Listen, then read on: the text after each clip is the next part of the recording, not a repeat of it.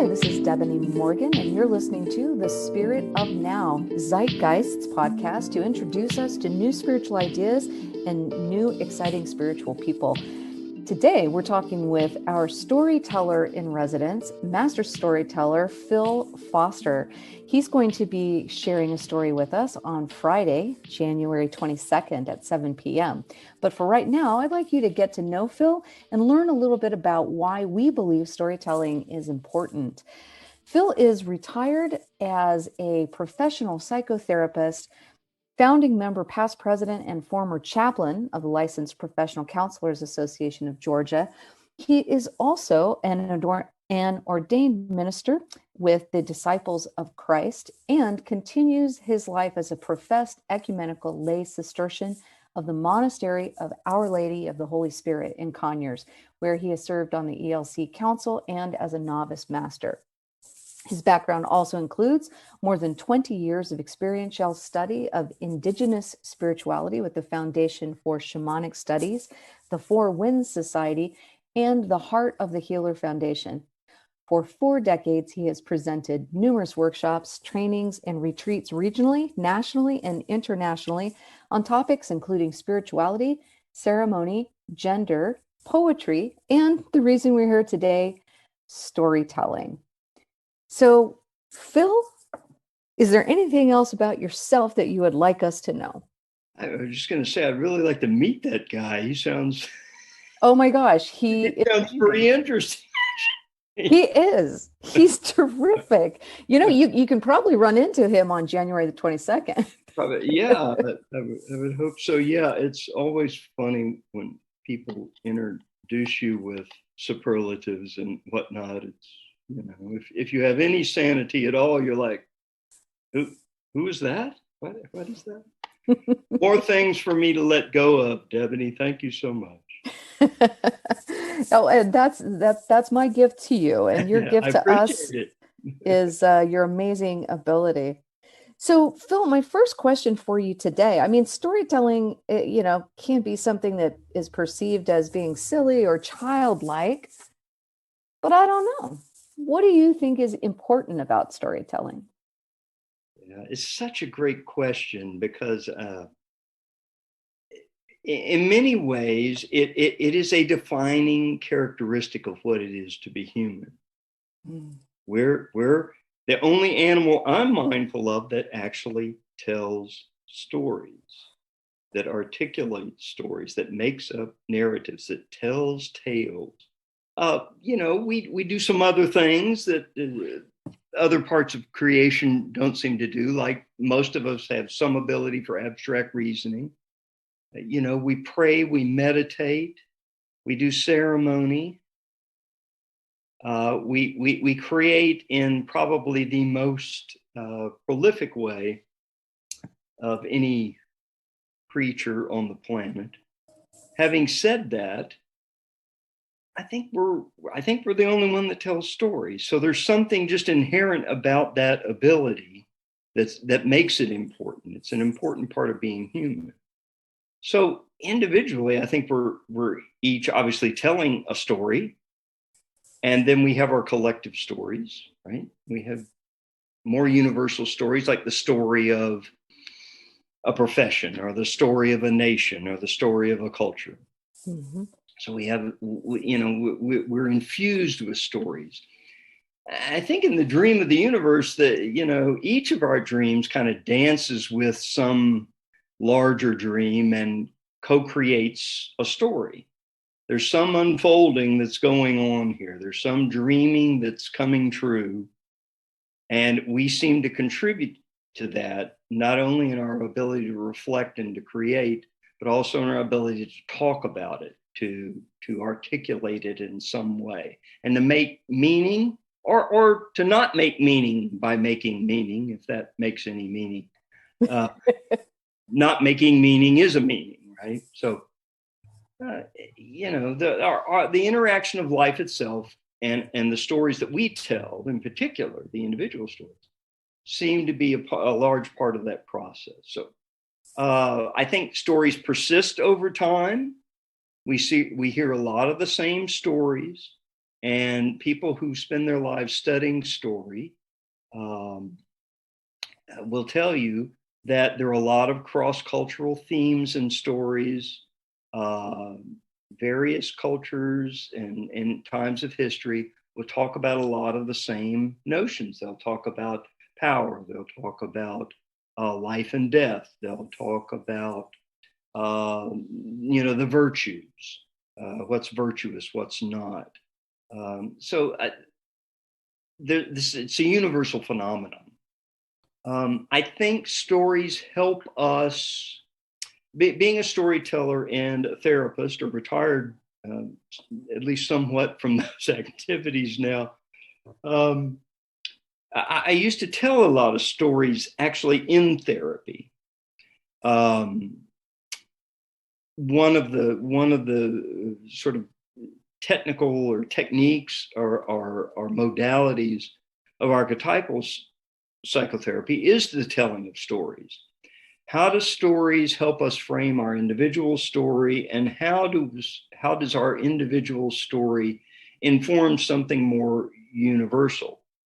Right. For instance, take being a psychotherapist. And there are lots of stories about that. We can start with Freud, or even, some of his precursors, Krafft-Ebing and some of these folks, right? We can talk about Dr. Jung and his story. We can talk about, Maslow and his story, and Yalom, and how their telling of their lives, how it contributes to the story that we tell as individual therapists today. Right. One of the best examples I can come up with around that is the wonderful work of Dr. Jean Shinoda Bolen. Do you know her? Yes. Yes. Do you know her personally? I have met her, but she probably wouldn't remember me. Yeah, I went to a workshop with her once, and I know she wouldn't remember me. But for those in our audience who don't know, she wrote a number of wonderful books, but the two that really turned me on to the sharing of story as part of therapeutic process with Gods in Every Man, and its companion book, Goddesses in Every Woman. And over the years, helping people to identify with a particular god or goddess has been so liberating for people, because it shifts my egoic sense of ownership of that story. And it reminds me that, I'm doing a variant on something that is very much bigger than me, that has me in its confidence. It's a very liberating phenomenon for a lot of people. No, it's not everybody's cup of tea, but it certainly is valuable in that regard. I think stories teach us to listen. You mentioned the childlikeness, what it is to be enamored and taken in by a story. It really fine tunes and hones our awareness and what we hear. And part of what's going on right now in our culture, of course, is listening, and how much listening are we actually doing. So I think storytelling teaches us about listening and hearing and opening to differing perspectives. It's a little like travel in that regard. When you go to Europe, you understand something different about what it is to be a human. When you go to Africa, you understand something different about being a human. So, and then I think there's a personal level too, and I mean personal, not individuals, but the individual sort of species that we are. The individual human beings that we are. Our brains are sort of constantly spinning out yarns and tales about what's going on. Before we started here, I asked you about your narrative, what story you were playing about what was going on today, and you shared some of that, because that story is going on, and it seems to be a natural process that we all engage in. And these stories are all filtered by what psychologists call apperception, which is that highfalutin word that just means we're constantly telling ourselves a story based on our past experiences, our sensory input, and very importantly, the narrative we are already playing in our heads, either consciously or unconsciously. So having said all that, I think storytelling helps us get in touch with that more. We begin to sort things out better, and we gain a clarity through storytelling that we wouldn't have otherwise. It's a very powerful and enjoyable way of opening up and sharing that I think can be transformative. I would agree with that 100%.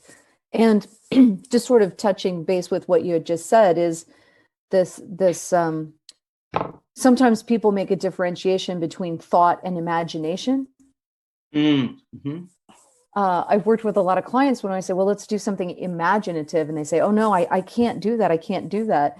And yet I'm like, but look at all of the imaginary things you've been telling yourself about everyday occurrence. Like you said, there's already a story there. Let's just pull it into the light and take a look at it and examine it. And also the lovely thing about listening to story is it kind of sneaks in the back door in that we get defended in a normal conversation or an exchange of ideas. Right. We hear something and we say, well, that doesn't really match for me. So therefore I'm not gonna listen to it. But a story can kind of work around that and sneak its way in to cause you to examine or reflect on something that you might not have been open to otherwise. How do people transform? How do people become? How do they tell their story? Is helped when you can get in a context where you're at once looking at your story, your personal story, how that story relates to a larger story, and how those two things affect each other in a clearer, more objective way. One of the ways of doing that is exactly what we're going to do on Friday the 22nd, when we gather some folks on Zoom and we tell the story, and then we will have some discussion about what's happening. Not simply what do we think about it, as important as that might be, but what was the experience of the story? And we can go on and talk about, all kinds of things about creating that space. But I think the point at the moment is that it's a total experience. It will involve the body. It involves the teller's body. The teller, has to have some level of engagement with the story, or it doesn't come across. It will be flat. It will just be, it's not effective. It's not quite the same as acting. It's a little different. It's sort of giving yourself over to the story, which is part of acting, I suppose. But it is performative. There is a performance quality to it. And we have to remember that, the spirituality of much of the West, at least, grew up in the theater and in the musical arts. And this was how people transformed. And ritual elevates us, and storytelling is a kind of a ritual. And it elevates our normal experience to a meta experience where we are able to see the larger themes and so forth. So when you talk about it being, is it cognitive? Is it physical? Is it imaginal? Is it our imagination? Is it our affective self, our feeling self? Is it our spiritual self? And the answer, of course, is yes. It's all of the above. It's all of those. It touches all of those places. Yeah. And also something that we hadn't mentioned yet is what is commonly the communal aspect of it.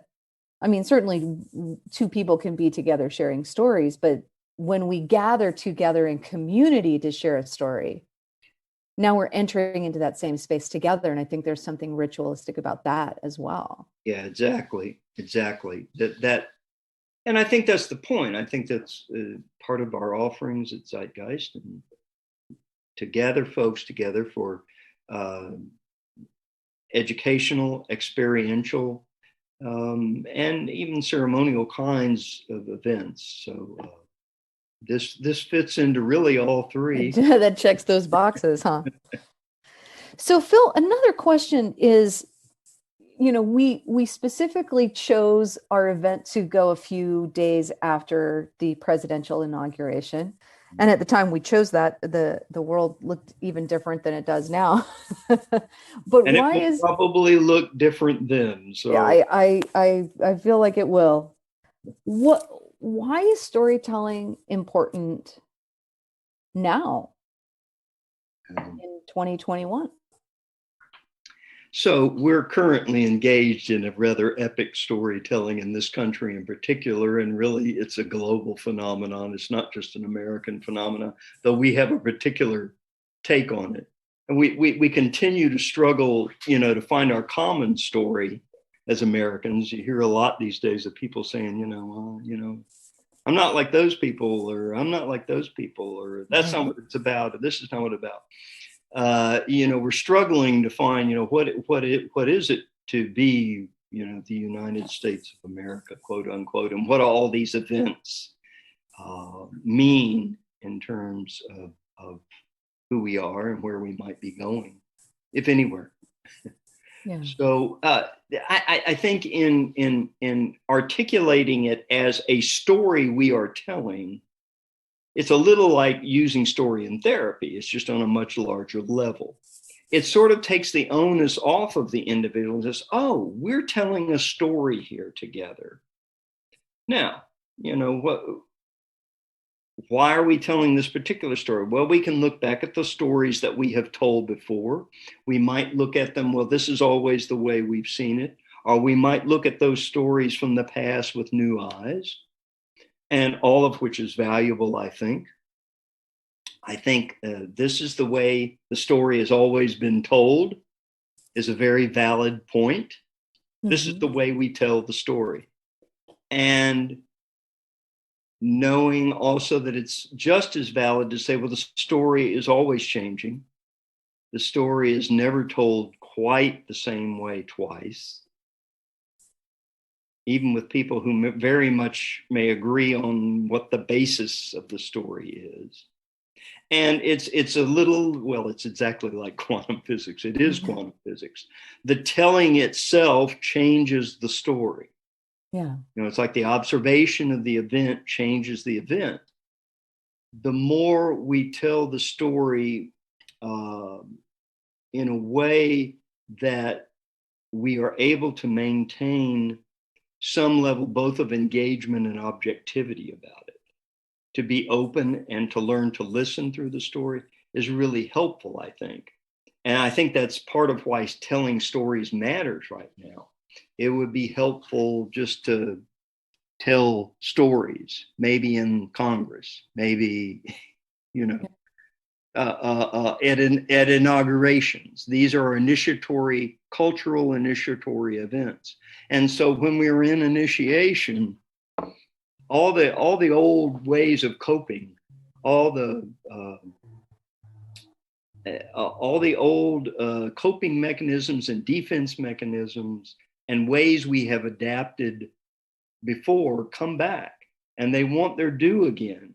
And hopefully, what we can do if we are growing, maturing in a process, all of the above and more, if we are evolving, if we are guiding, then we can look at all of that with some objectivity, and we can allow ourselves to be surprised, and we can allow ourselves to listen in new ways.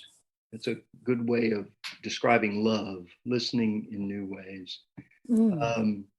So that we can begin to see, okay, what is the basis for this? That doesn't mean we agree on everything. quite the contrary, really. It means that we can hold something larger. Soul is always large enough to hold paradox and irrationality. It's always that. So that when we talk about the soul of a nation, which both sides seem to want to claim as their own somehow, which is an oxymoron. That's not what soul is. It's not one particular thing. It's paradoxical things. It's irrational as well as rational. So, if we can claim that an initiation, if we can honor that an initiation, such as we're going through right now, in terms of, oh my goodness, so many forces, pandemic, political power, lack of political power, the racist and privileged history that is embodied in this country. We can we can go on and on about the kinds of adaptations and everything that need to come up. If we can honor that, that's what this is about, and that it's asking for us to identify them more clearly, more quickly, and to become to God, to create something. We decided to create a more perfect union. It's an ongoing thing. So there's a lot of talk. There's a shadow aspect of this. There's a lot of talk about controlling the narrative these days. If we tell a story long enough, regardless of its its veracity or its falseness, it becomes true.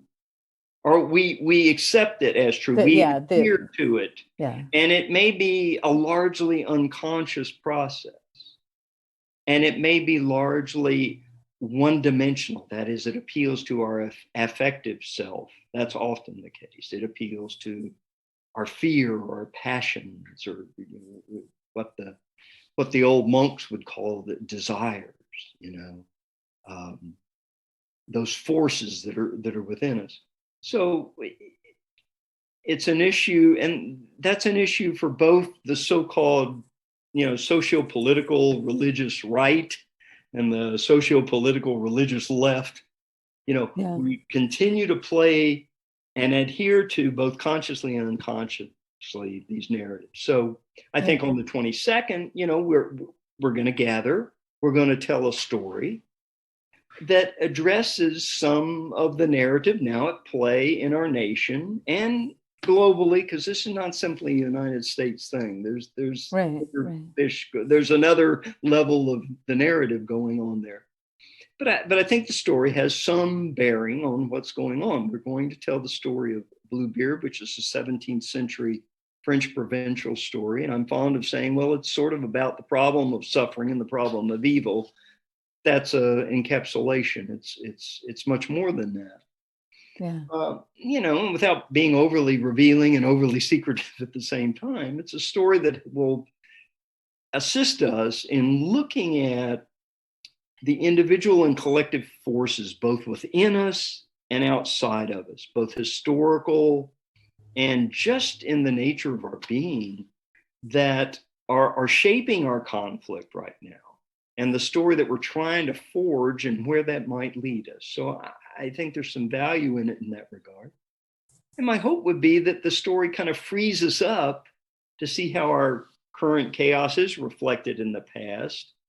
And, that the past might have, the story in and of itself might have something to tell us about a way, or maybe ways, not the way, but a way or the ways that we might have a more common and supportive and facilitative narrative. That's my hope. I mean, just to sort of summarize what I think you just said is, it seems like we've got two opportunities before us, and one is to learn how to tell our shared story instead of our differentiating stories. And also the opportunity to explore and expose and heal our cultural shadow as well. Yes. And I think story is a very, very powerful way to do that, because, smacking smacking into the wall head on is not something that most people are willing to do, but we need to learn, we need to be with that shadow. I like that choice of word. I'm going to steal that from you. I like that choice of that archetype, shadow, better than evil or suffering. The shadow is simply a construct in the psyche, and all of us have it. There's always a sort of dark or dense side to each of us, some more so than others. Yeah. So, yeah, this will be a story about working our individual and collective shadow, and how the story might help us, and how our interaction that evening might inform us about some things that we weren't aware of before, and paths forward. Yeah. Yeah. So, Phil, shifting gears a little bit, how did you become infatuated with story? Did you have a favorite story as a child, or what's your personal love story with storytelling? Yeah, I like the word infatuated. That's good. That's good. But as my friend, the English guitarist Robert Fripp is fond of saying, it took you into its confidence. Yeah. Yeah, because it's bigger than me. The story was in this world before I was, and it'll be here long after I'm gone. So, yeah, so the particulars are like, it's an early age. My parents, read to me. And that was really my introduction, I think, to, consciously to story. And it was both, the story, and it was their attention, their affection to me that drew me into that, right? And so I'm really blessed in that regard, because not everybody gets that. Right. And those stories too were really varied. In the sense that some were things like Aesop's fables, or nursery rhymes, those kinds of things, and then others were cowboys and Indians. Both of those terms are complete misnomers, but that's what they were. Yeah. That's what we would have called them back then. I guess that's an archetype, if not a culturally sensitive way of looking at things, but cowboys and Indians, finger quotes, is its own thing. Well, shouldn't that be, bull men and indigenous people? Well, yeah, we could say that in a lot more. Well, and it gets, when it gets worse. I mean, there was light stuff like Dr. Seuss. I can remember The Cat in the Hat and all that. He said, "The Cat in the Hat and all that. That's where it's at." And then, some of them were part of my indoctrination as a Southern white male. Nobody walked into the room and said, "Okay, now we're going to, indoctrinate you," But and white is a really bad narrative. Yeah. There are no white people. Yeah, but that white is a story, right? But that is a narrative, and it's a narrative that was invented by white people. Sure. In order to, we can go over the history at some point. But so I heard those stories about like Uncle Remus, Little Black Sambo, all these. So there was already then there was this. The heavy part of storytelling. Storytelling can also be very frightening. The arts can be very frightening. Music can be very frightening. I have some people that just will not listen to trash death metal because it's scary and it's noisy and it's loud and it's, most people will tell me, I don't read poetry because I don't understand it. And I think for the most part, that's bullshit. I can say bullshit, can I? Sure. Can I say bullshit? Yeah. Oh, I've just said it 3 times. But the idea that there's only special people who can understand poetry, that's a story. That's a story. That's a narrative. Most people don't read poetry because it disturbs them. It scares them. It puts them off. It's like, I don't understand what's going on, or I don't like the way this is reaching me. and or there are other narratives about that. So you ask about the infatuations and what got me jonesing about stories. There's of course my own story, which has an interesting twist right from the beginning. I'm an adopted adult. I was adopted at 3 months old. So I knew this as long as I could remember. It's always been a part of my story. There was never a time when it was like, oh, there's this discovery or something. Right. That wasn't the case. So it was clear that my story was somewhat different from most other people's stories. I didn't know any other adopted people till I was in high school. So, and that gives a different flavor. It talks about the particulars. For me, how that worked out was there was like, there's this part of my life that's missing that other people seem to have.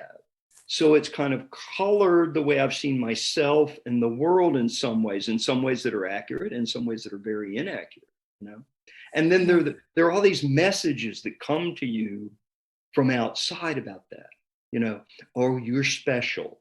That's a horrible message to give to any child. You're special. It's like, oh my God, now what? What?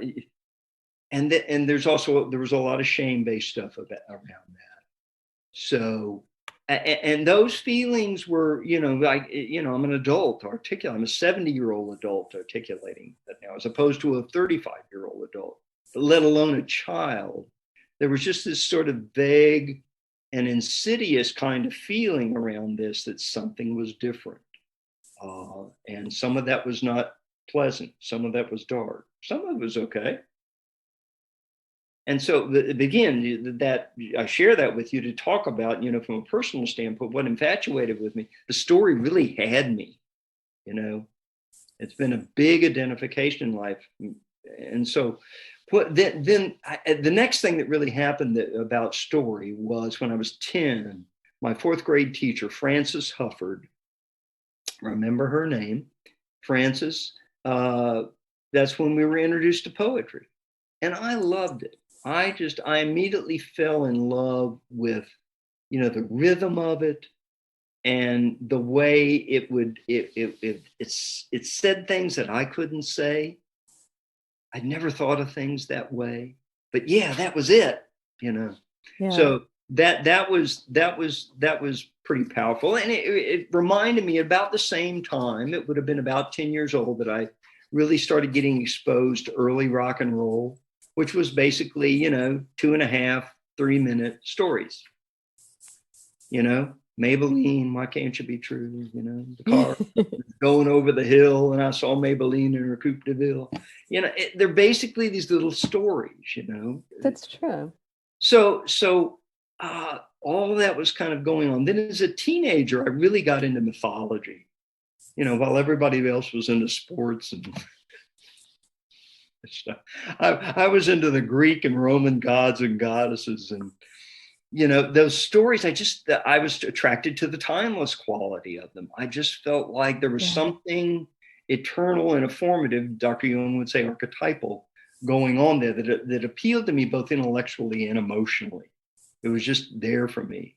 And then in seminary, I got exposed to Jungian psychology and psychotherapy, which, a lot of the Jungians have always been, just infatuated with fables and fairy tales. That's what makes us Jungians. And mythology, because that's part of the gig. And I'd say the last thing was really that in terms of forming what's happened with me in the late 80s, early 90s, I can't remember exactly when it was. I went to a large men's gathering in Atlanta at the World Congress Center with Robert Bly, the poet, and Michael Meade, the mythologist from Washington State, whom I've stolen I've stolen from all these guys, and Coleman Barks, retired UGA English professor, who's the world's foremost interpreter of Rumi. And, I was just taken in by the way we kind of told a story that day, a loose group of, 500-600 men. It was a big group. and how we kind of came together and learned to make music together and reacted to a story together and told some stories about our own lives together. And that was a profound thing. It was helping to shape in a new way, you know, both how I perceived what that vocation was about, but also about my own sort of love for story. Yeah. And if anybody was going to turn anybody on to it, they would be those guys. Those guys, yeah. Yeah. Do you have any particular favorite story or favorite character that shows up in more than one story? Oh, that's so great. Yeah, we could go on forever about that.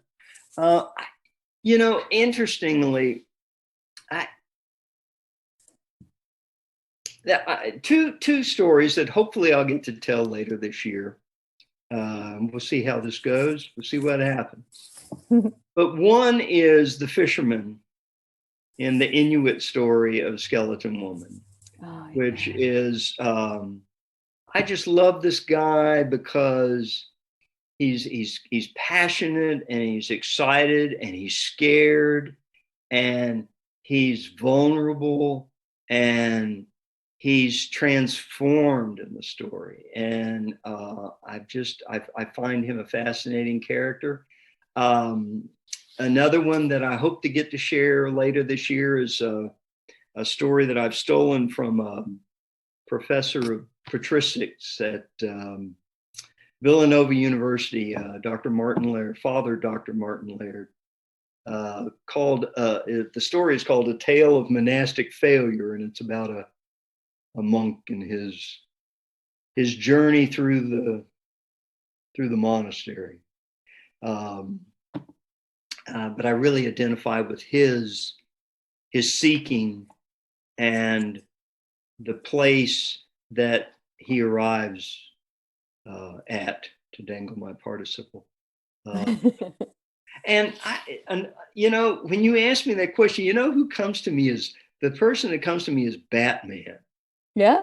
Big comic book geek when I was a kid. And I always liked the guy because, he was complex, he was conflicted, he was always wrestling with suffering, both his and others. And that's what made him what he was. And I found that I've always been fascinated with that guy. Who are you? I'm Batman. There's just something about that character. And I think it was because he was a superhero, but he had no superpowers. That was right. He was just fully human. He was just fully human, and also larger than human. Yeah, larger than human. And the one person in story that persistently sort of engages and challenges me and wrestles with me and informs me and transforms me is probably Jesus. That's the story that really I come back to over and over and over again to engage with, and just some of those ways, getting some information, wrestling with, being challenged, being comforted, all the above and so much more.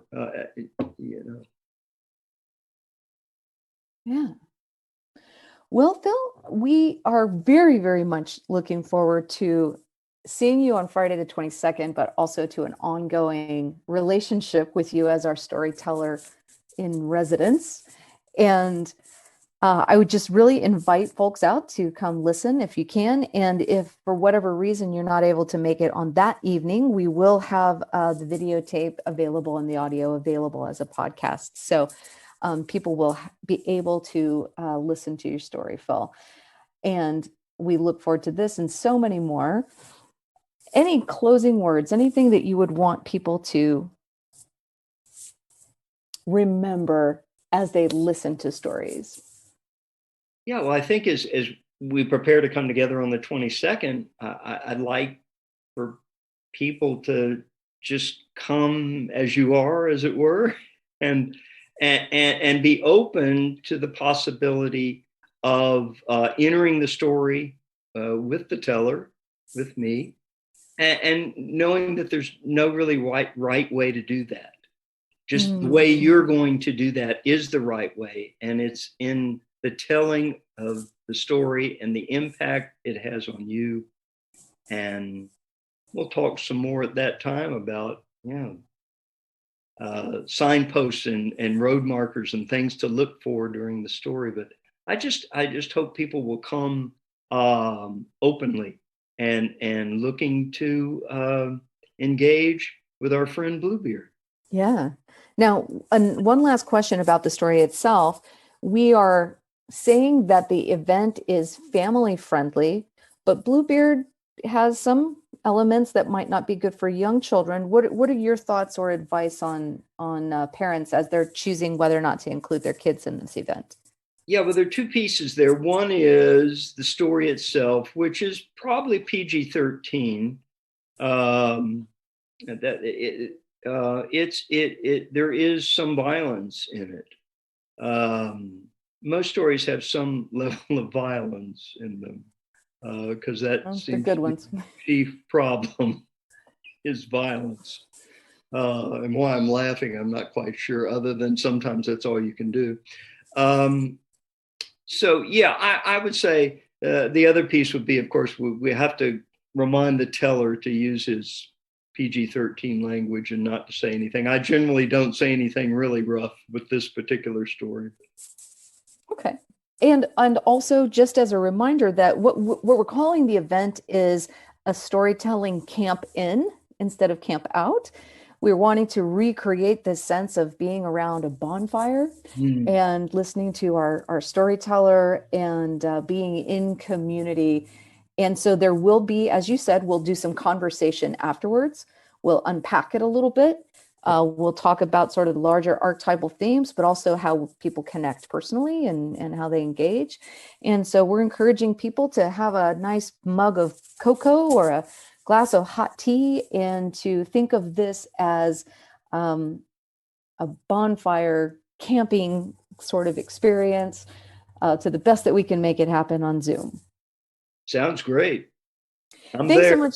Thanks so much, Phil, for your time here today and for your time telling us stories and for everything else that you do. You're such a wonderful part of our community, and I really, really appreciate you in so many ways. Oh, thank you. I love you too.